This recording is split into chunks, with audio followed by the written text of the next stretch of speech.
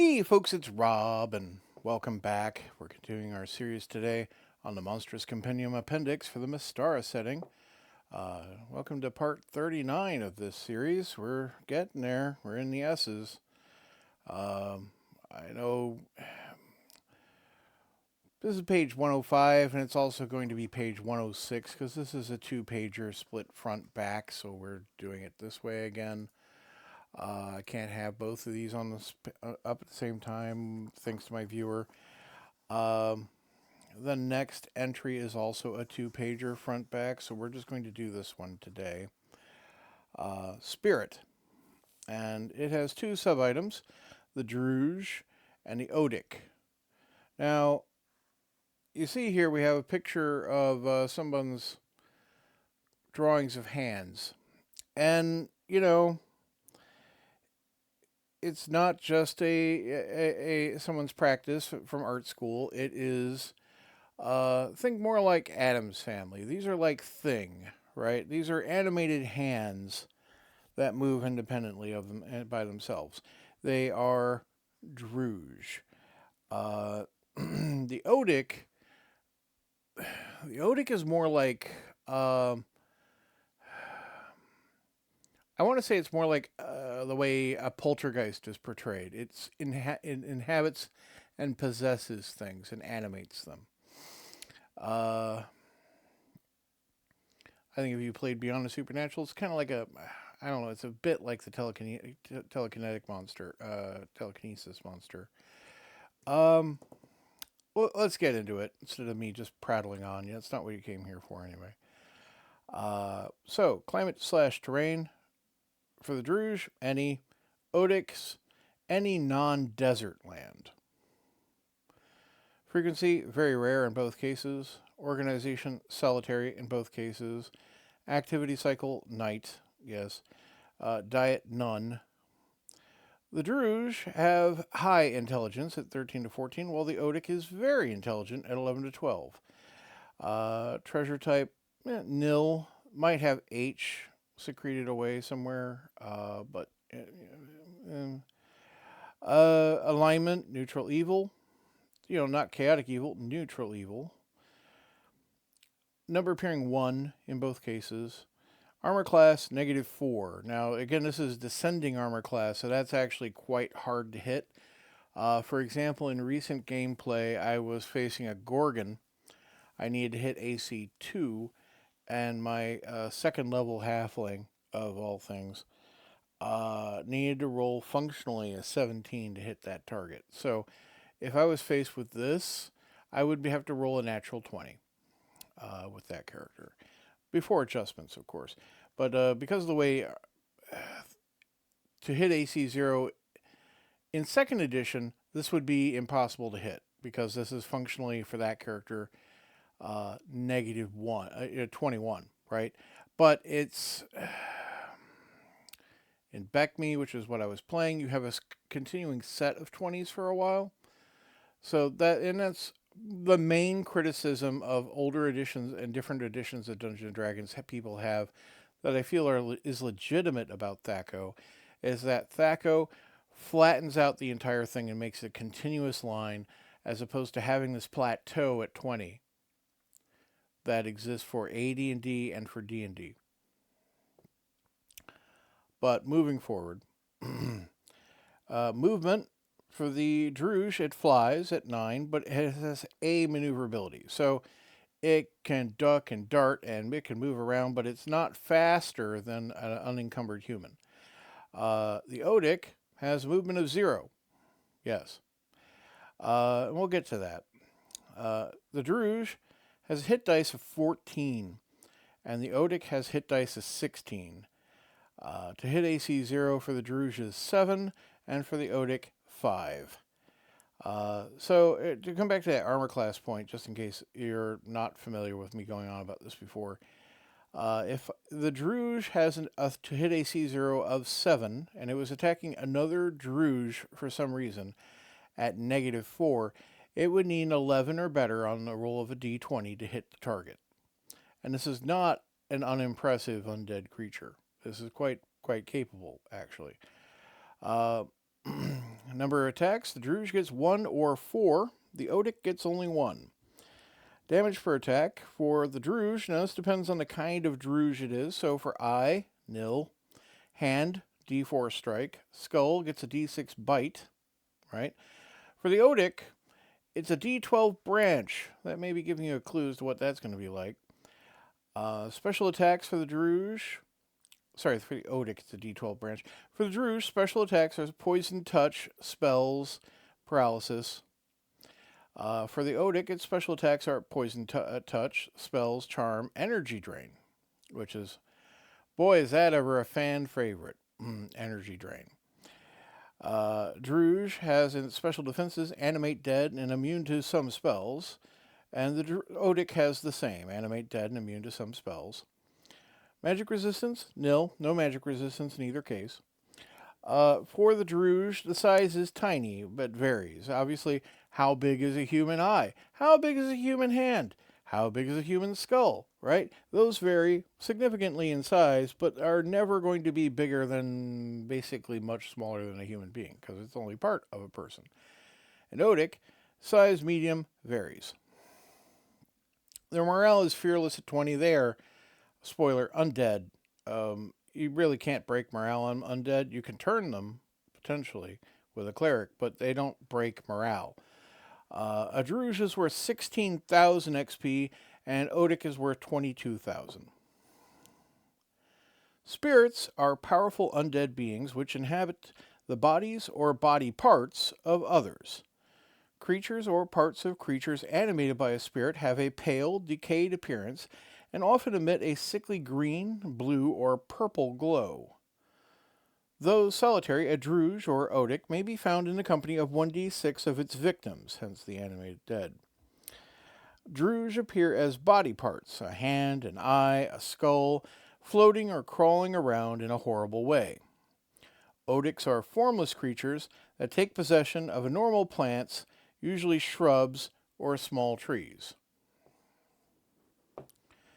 Combat. General.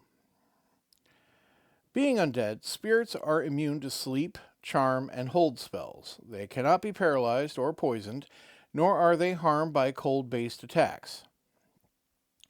All spirits are poisonous. A melee hit from a spirit causes the target to make a successful saving throw versus poison or die immediately. Again, this game's fairly ruthless, even in 2nd edition. Furthermore, a spirit's poisonous aura causes all consumable items within a 30-foot radius to instantly become spoiled and useless. All food, including iron rations, water, beverages, holy water, and magical potions, salves, and oils become spoiled. There is no saving throw against this power, though items within a closed extra-dimensional space, such as a bag of holding, are immune. If the container is opened even for a moment while in range, however, the consumable items inside become spoiled. Supplies that are spoiled by this power do not become poisonous, but they do lose all magical properties and acquire a foul taste. Spoiled food and drink, if consumed, provide no benefits whatsoever. Normal items can be made wholesome again with purified food and drink spell, though they never quite lose the foul taste. Magical items and holy water can be restored only with a wish or a limited wish, which, I mean, that's got to be a heck of a magic item you want to restore. Holy water, just make more, honestly. Just get some more holy water. Why are you using a wish or a limited wish to restore some holy water that's been exposed to a Druj? Living plants and normal insects within the poison radius become immediately paralyzed and die if the spirit remains in the area for more than an hour. This effect negates all forms of plant control, including entangle spells, and all insect plagues and swarms, both normal and magical. Spirits continually use a form of detect invisibility, and they can use any of the following spell-like abilities once around at will, as a 16th level priest. Darkness, silence 15-foot radius, cause disease, animate dead, and finger of death. Now, I'm going to say, of these, darkness, obviously, it's pretty straightforward. Silence, 15-foot radius, also pretty dang handy for knocking out the ability, a substantial amount of ability of magic users. Because in second edition and advanced Dungeons and Dragons, there's usually a verbal component in any spell they're casting. So if you can silence them, you stop their spell casting. Cause disease, obviously that's inconvenient, right? Animate dead, it animates corpses for you as a 16th level priest, and that's not a small level of undead it's going to generate. And finger of death is just literally like pointing at things and making it die against a saving throw. So it's a ranged attack for the Druj. We're not going to get into the actual spell because, obviously that's a whole other thing. But moving forward, spirits frequently use their animate dead ability to turn victims they have slain into zombies, which the spirit uses to defend itself and to harass enemies. Both the spirit itself and the zombies under its control can be turned by priests and paladins as special creatures. All spirits are powerless during daylight, though they can move up to 24 miles between sunrise and sunset. So, while powerless, it can still kind of just move. And obviously for an Odic, that's going to be a matter of traveling while it's not possessing a particular plant or shrubbery or tree. Druj combat. Once a night, a Druj can split its essence, creating 4 identical forms. Each of these forms is poisonous, and each can attack separately. However, only one retains the Druj spell-like powers. Opponents often can identify which is the spellcasting form, as it tends to hover in the background, while the other 3 close to attack. Should the spellcasting form be destroyed, one of the surviving forms immediately gains all the Druj's spell-like abilities. Only destroying all 4 forms will defeat the creature. The first time each night that a Druj is successfully turned by a priest or paladin, the spirit forms are forced to reunite into one creature and remain that way for 1d4 plus 1 rounds, after which the Druj can split again. Similarly, if the Druj is turned before it can split, it cannot then do so until 1d4 plus 1 rounds have passed. In either case, further successful turns during the same night are handled normally, that is, they force the entire creature to retreat. Druj have additional powers depending on their basic forms. And now we move on to 106, where we have a picture of, a tree with some leaves. It must be fall, right? So, getting into the text again.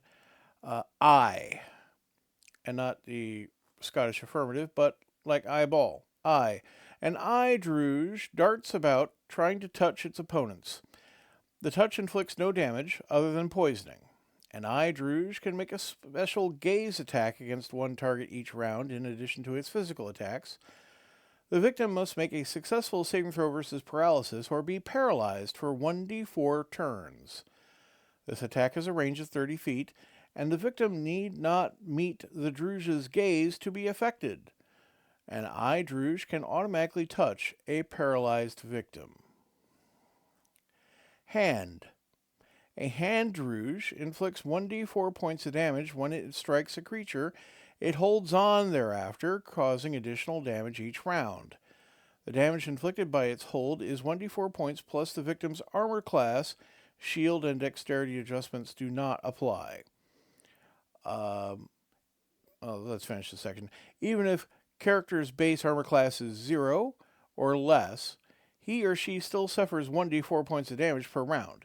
The victim must roll a saving throw versus poison only when initially struck by the hand. So once it's on there, that's the one poison save you need to do. It's not coming off. It's going to continue to grip you and try to squeeze the Charmin. Now, I got to say, with the armor class, and again, this is a function of the descending armor class. So, like, say, for example, you had chainmail with no dexterity adjustment, that would be an AC of 5. So, D4 plus 5 in this case. A plate mail armor would be armor class 3. So, that'd be D4 plus 3. And if you had full field plate, I think that's like 1 or 2. So hence they would use that instead. Possibly you'd allow the magic adjustment, but you can see there's no shield or dexterity adjustments applicable. So, and I would also allow if you've had a bracer defense, like a magic user might wear bracers of defense. Say, for example, like a bracer defense AC 4, right? Quite nice bracers of defense for a magic user. That would be an armor class of 4 in this case, so D4 plus 4. And just to get fully technical on that, they might also, in that particular case, you might have rings of protection, a cloak of protection, all the protective effects that are allowed to be stacked in your final armor class, minus any dexterity adjustment that you might normally consider, because, if you have a particularly agile magic user, they might have that too, should be calculated towards the armor class. So, like if you have that ring of protection plus 1, it's another point of armor class. Skull. A skull Druj floats towards its victims, attempting to bite. Each bite inflicts 2d4 points of damage and causes the victim to make a successful saving throw versus poison or die. When first attacked, a victim must make a successful saving throw versus spell or be frozen with fright for 1 round. The Druj can automatically bite a frozen victim. Odic Combat. This spirit possesses a new plant each night. The plant sheds a purplish or bluish light in a 20-foot radius. This light is visible up to 300 yards away. Living creatures entering the light must make a successful saving throw versus spell, or they lose 1 level or hit die, as though struck by a wight. Each potential victim must make an additional saving throw each round he or she remains in the light. Once it has settled in for the night, an Odic cannot move from the spot until daybreak. The host plant is killed immediately. The Odic can animate parts of the plant, however, and use them to deliver its attacks. The Odic uses the plant's longest branch to reach out up to 30 feet and deliver a blow that inflicts 1d12 points of damage. Anyone struck must also make a saving throw versus poison or perish. So, if you want to consider the Whomping Willow, to use a more contemporary and popular depiction of animated tree, this is not the Whomping Willow. This is definitely, the level draining light effect and all. It kills the tree and moves on. No. If you, if that gets you there, go ahead and use that. But it's not that. This depiction is in text well before that book was ever written. Okay? Some people. Anyway. The Odic uses other portions of the host to seek out victims. The Odic can animate up to 6 leaves at one time. And you see these flying leaves in the depiction. These animated leaves float away at a movement rate of 3. The Odic can control them at any range up to 1 mile. The animated leaves have a THAC0 of 16 and an armor class of 8. Because they are barely noticeable, they impose a -6 penalty on the opponent's surprise rolls. They have 1 hit point each. They inflict no damage, but any victim touched by one must make a successful saving throw versus spell or be charmed and drawn towards the Odic. Charmed victims who enter the Odic's light suffer a -4 penalty to saving throws against the energy drain and will not voluntarily leave the radius. If the host plant has no leaves, the Odic can animate the nearest equivalent, needles, flowers, tendrils, etc. During a single night, an Odic can animate any number of leaves the host plant has available. However, the Odic can never animate more than 6 at once. Animated leaves cannot use the Odic's spell-like powers or poison touch. Animated leaves can be turned as special undead. If successfully turned, their link with the controlling Odic is broken, and the leaves fall to the ground inert. The Odic cannot reanimate a leaf once it has been turned, but it can continue to animate other leaves from the host plant. If the Odic itself is turned, it is forced out of the host plant and becomes helpless until the next sunset, when it can possess a new plant. Habitat/Society. Spirits are solitary wanderers. They usually carry no treasure, but occasionally serve as guardians for special items or hoards. Also, spirits' previous victims, if present, might carry Type H treasure.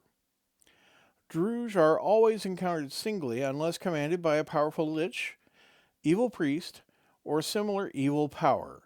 In such cases, true Druj eyes might rest within a Druj skull, accompanied by 2 Druj hands. No more than these 5 Druj can ever be found in one place, and smaller groups, a Druj skull with 1 Druj eye, for example, are much more likely. Odics are always encountered singly. Occasionally, Odics inhabit the bodies of plant-like monsters. The monster is allowed a saving throw versus spell, and if it succeeds, the Odic cannot attempt to possess the monster again that night. However, the Odic can still settle into nearby a plant and attack the monster using its normal abilities. Possession by an Odic kills plant-like monster just like it kills normal plants. If the possessed creature is mobile, the Odic can then move at the creature's normal movement rate. The Odic can also use all the monster's powers in addition to its own. Ecology.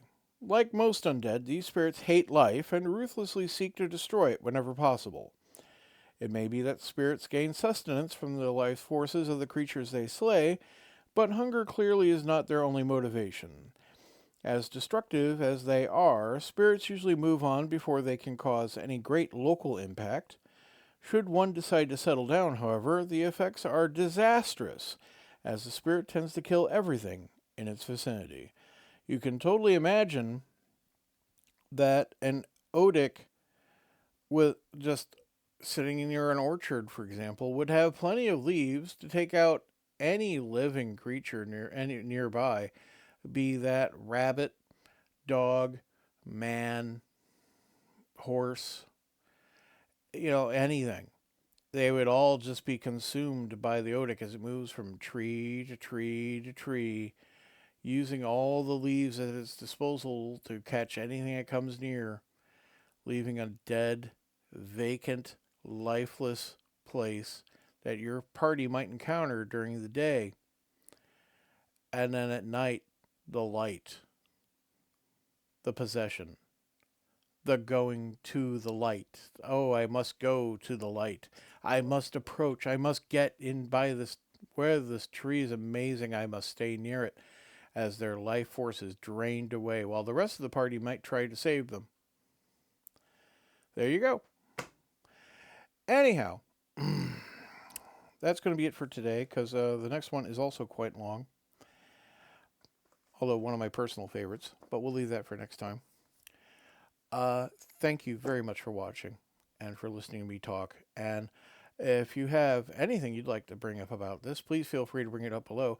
I personally love the Addams Family, so I kind of do like Drujes quite a bit. I think they're creepy and nifty, but I also think they're quite potent and powerful and difficult for parties to deal with. But I'm happy to hear your viewpoints, as always. Have a great day. I'll see you next week. Goodbye.